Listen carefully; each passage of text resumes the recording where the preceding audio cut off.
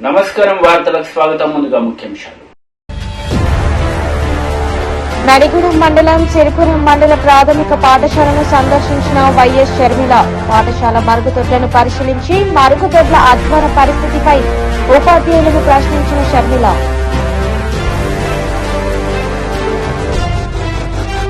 పల్నాడు జిల్లా కారంపూడిలో భారీ ర్యాలీతో టీడీపీ జాతీయ ప్రధాన కార్యదర్శి నారా లోకేష్ కు స్వాగతం పలికిన టీడీపీ పార్టీ శ్రేణులు, అభిమానులు.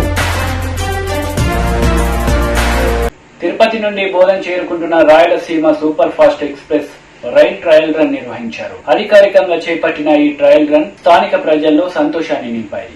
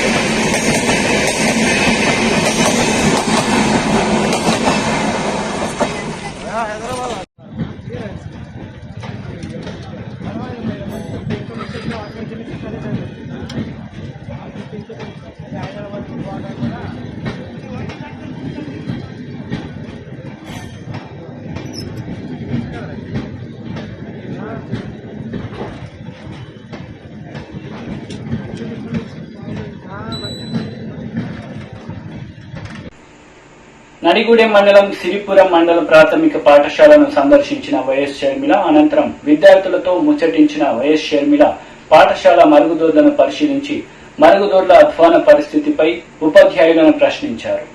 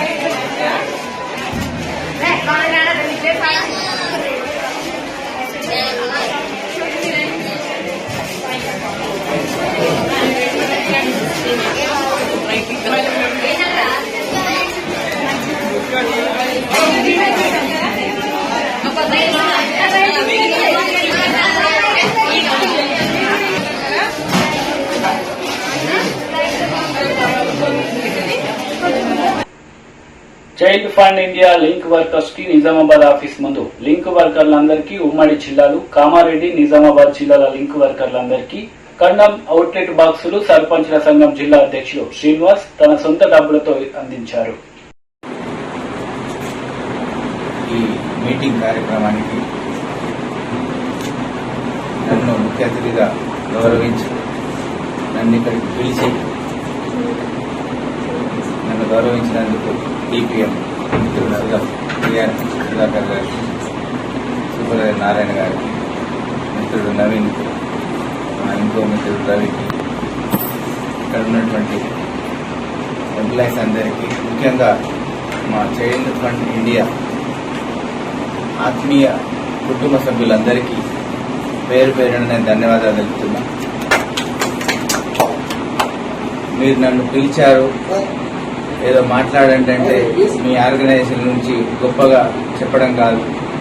నేను ఎన్నో సంవత్సరాల నుంచి చూస్తున్నా child fund India link workers చేస్తున్నటువంటి కష్టము, ఒక బాధ్యతతో సమాజంలో వాళ్ళు పోషిస్తున్నటువంటి పాత్ర అభినందనీయం. ఎందుకంటే ఇవాళ చూస్తున్నాం రోజు రోజుకు HIV, AIDS అనే పేషెంట్స్ చాలా తగ్గిపోతున్నారు. ఆ తగ్గిపోవడానికి ముఖ్య కారణం గ్రౌండ్ లెవెల్, క్షేత్రస్థాయిలో గడప గడపకు వీళ్ళు చేస్తున్నటువంటి కష్టమని చెప్పక తప్పదు. ఎందుకంటే ప్రతి విలేజ్లో నేను చూస్తున్నా ఈ NGO ఆర్గనైజేషన్ ఎంత కష్టపడుతున్నారంటే, ముస్లింల సంక్షేమాన్ని వైసీపీ ప్రభుత్వం గాలికి వదిలేసిందని జనసేన నేతలు మండిపడ్డారు. జనసేన అధికారంలోకి వస్తే అన్ని వర్గాల ప్రజల సంక్షేమాలను అభివృద్ధిని చేసి చూపిస్తుందని తెలిపారు. मुझे कहते हुए बहुत ही अफसोस हो रहा है, YSRCP गवर्नमेंट ने जितनी बातें माइनॉरिटीज़ के लिए और माइनॉरिटीज़ को फेवर करने के लिए मैनिफेस्टो में कही थी, उन सब बातों में वो पूरे नहीं उतरे। सबसे पहले दुल्हन स्कीम, जिसमें वो 1 लाख देने का वादा उन्होंने किया था, उस आज तक 1 रुपया भी किसी को नहीं मिला। मुअज्जिन और इमाम की सैलरीज आज तक न बांटी गई न दी गई। जितने भी माइनॉरिटीज़ को मदद करने के लिए, फर्दर एजुकेशन के लिए जो रकम प्रॉमिस की गई थी वो भी पूरी नहीं की। 5 लाख की मदद YSRCP ने माइनॉरिटीज़ को प्रॉमिस किया था, लेकिन अफसोस ये है कि वो भी प्रॉमिस पूरा नहीं किया। मुझे बड़ा अफसोस हो रहा है ये कहते हुए कि माइनॉरिटीज़ के लिए और उनकी अब कमिंग उनकी जो माशी दिक्कतें हैं उसको दूर करने के लिए जो बातें प्रॉमिस की थी, वो उनमें से एक भी बात पूरी नहीं की गई। और हम जनसेना की तरफ से इन सारी बातों का अफसोस के साथ मजम्मत करते हैं। అందరికీ నమస్కారం. రాష్ట్రంలో వైఎస్ఆర్సీపీ ప్రభుత్వం వచ్చి 3 సంవత్సరాలు అయింది. ఎన్నికల ముందు రాష్ట్రంలో ముస్లింలందరికీ కూడా అబద్ధపు మాటలు చెప్పి యావత్ ముస్లింల చేత ఓట్లు వేయించుకున్నటువంటి జగన్మోహన్ రెడ్డి ఈరోజు దుల్హన్ పథకం కానీ, మైనార్టీ కార్పొరేషన్ నుంచి అందేటటువంటి ఏ ఒక్క స్కీమును కూడా ఈరోజు ముస్లిం యువతకి అందట్లేదు. ముస్లిం హక్కుల పరిరక్షణ సమితి ఆధ్వర్యంలో ఈరోజు హైకోర్టులో పిల్ ఫైల్ చేస్తే ప్రభుత్వం తరపున న్యాయవాది మా దగ్గర డబ్బులు లేవు, ఈ పథకాలు మేము ఇవ్వలేము అని చెప్పి ఈరోజు చెప్పటం, ఇది ఆంధ్ర రాష్ట్రంలో ఉన్నటువంటి ముస్లిం అందరికీ కూడా ఈరోజు మోసం చేసినట్టు అవుతుంది. గత ఎన్నికల ముందు మీరు చెప్పారు, గతంలో ఉన్నటువంటి ప్రభుత్వం దుల్హన్ పథకంకి 50,000 ఇస్తే నేనున్నాను, నేను విన్నాను, నేను వచ్చి ₹1,00,000 ప్రతి ముస్లిం పేద మహిళకి పెళ్లికి అయ్యే ఖర్చులు ₹1,00,000 ఇస్తా అన్నారు. 3 ఏళ్ళు అయింది. ఈ రోజుకి కూడా ఏ ఒక్కళ్ళకు కూడా రూపాయి కూడా ఇచ్చినటువంటి దాఖలు లేవు.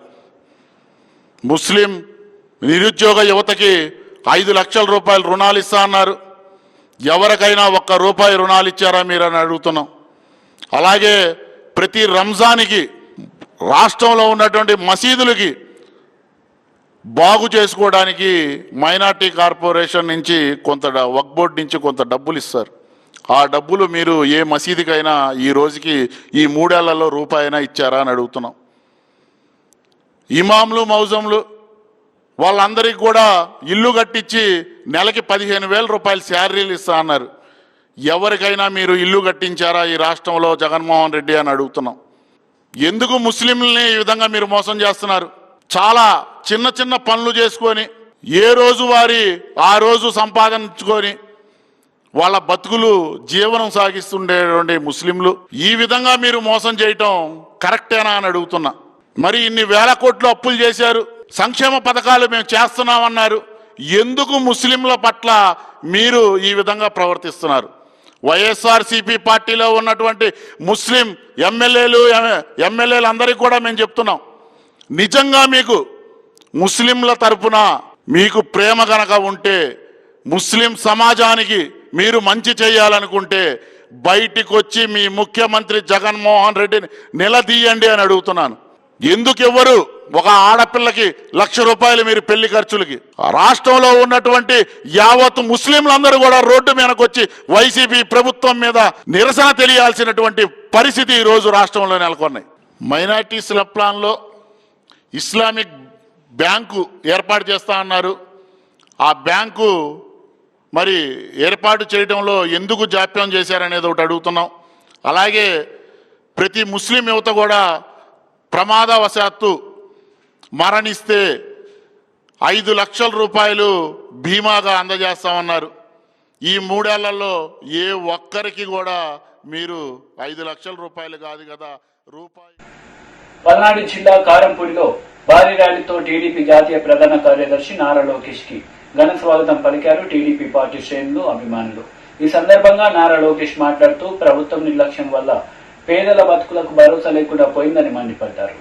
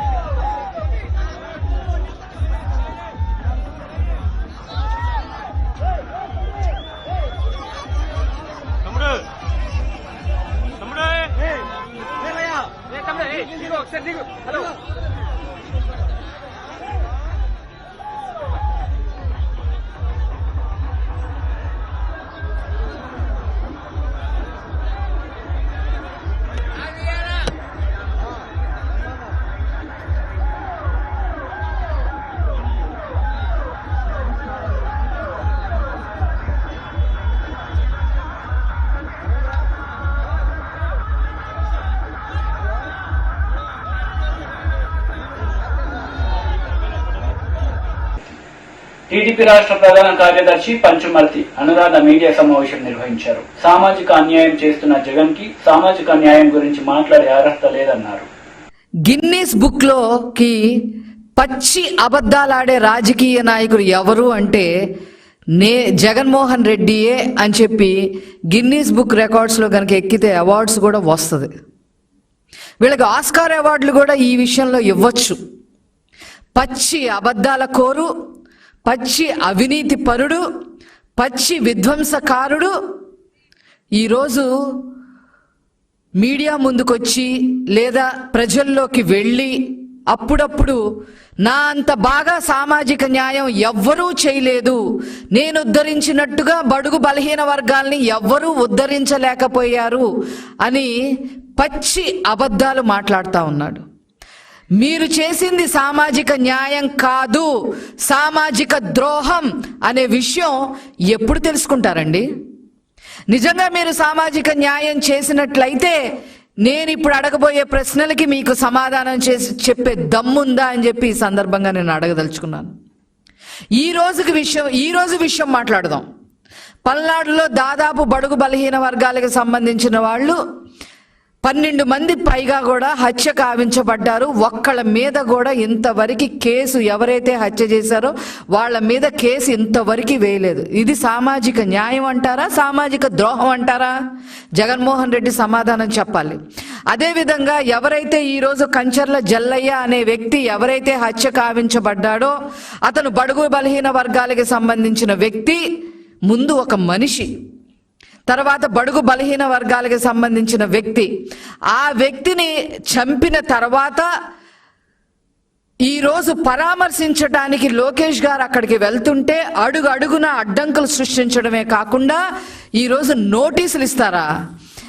అక్కడ పిన్నెల్లి రామకృష్ణారెడ్డి చేసే అరాచకాలకి అడ్డు పెట్టకుండా అతని పేరే ఎంతో మంది అతనే హత్య చేయించారు, అతనే చంపేస్తున్నారు అని ఎంతో మంది చనిపోయిన బాధిత కుటుంబాల్లో ఉన్న మనుషులు ఎవరైతే ఉన్నారో వాళ్ళు చెప్తున్నప్పటికి కూడా ఇంతవరకు యాక్షన్ తీసుకోలేకపోవటం దీని సామాజిక న్యాయం అంటారా జగన్మోహన్ రెడ్డి గారు? ఇది చూడండి, నోటీస్ ఇచ్చారు.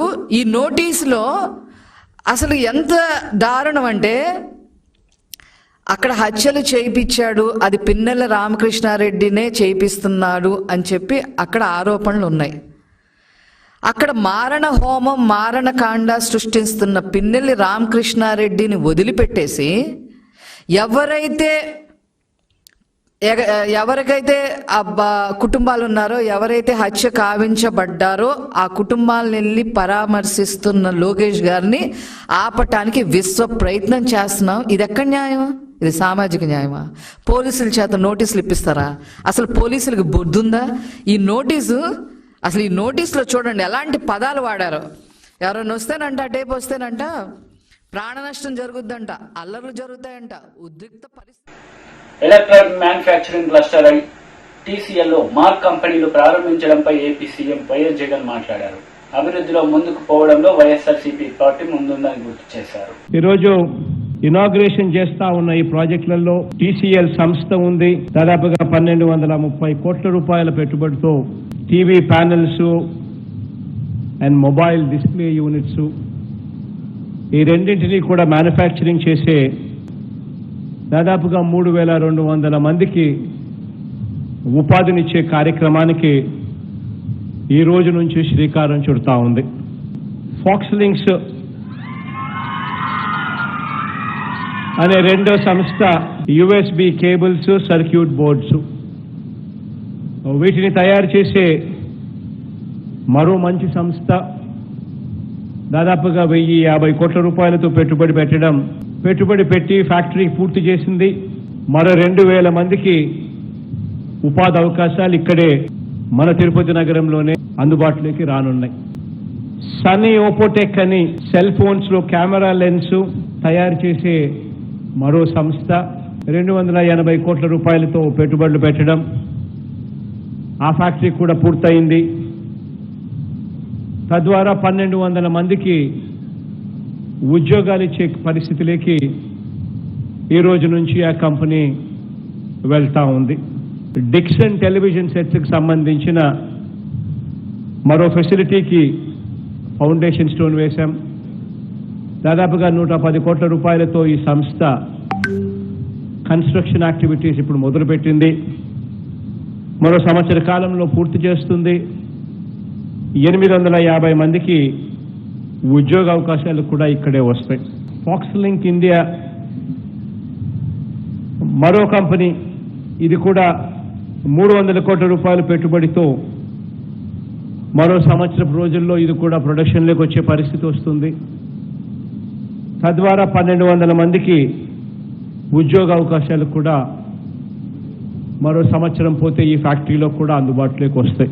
3 ప్రాజెక్టులకు ఇనాగ్రేషన్ చేస్తా ఉన్నాము. మరో 2 ప్రాజెక్టులకు ఈరోజు ఫౌండేషన్ స్టోన్ కూడా వేస్తా ఉన్నాం.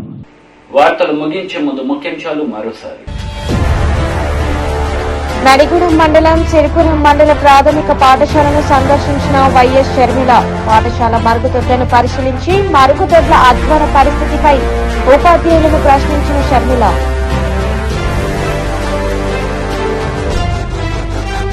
పల్నాడు జిల్లా కారంపూడిలో భారీ ర్యాలీతో టీడీపీ జాతీయ ప్రధాన కార్యదర్శి నారా లోకేష్ కు స్వాగతం పలికిన టీడీపీ పార్టీ శ్రేణులు, అభిమానులు. ఈ వార్తలు ఇంతటితో సమాప్తం. తిరిగి ప్రసారమయ్యే వార్తలు మళ్ళీ కలుద్దాం. అంతవరకు సెలవు. నమస్తే.